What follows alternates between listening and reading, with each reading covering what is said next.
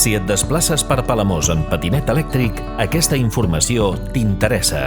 Us informem de l'entrada en vigor de la nova normativa de circulació en vehicle de mobilitat personal, que té per l'objectiu de garantir la màxima seguretat tant per a les persones que el condueixen com per als vianants. Els vehicles de mobilitat personal són aquells que funcionen amb motor elèctric, no poden superar els 25 km/h i només hi pot circular una sola persona. La conducció d'aquests vehicles només és permesa a les persones a partir dels 16 anys.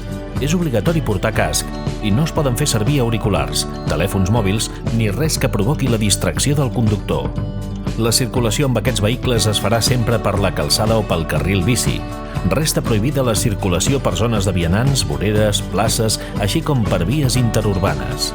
Conduir un vehicle de mobilitat personal comporta respectar totes les normes i la senyalització com qualsevol altre vehicle, direccions prohibides, semàfors, stop, entre d'altres. Cal senyalitzar les maniobres amb ventilació amb els braços i durant la nit o en situacions de visibilitat escassa s'ha de circular amb llums. L'incompliment d'aquestes mesures de circulació poden comportar sancions de fins a 1.000 euros.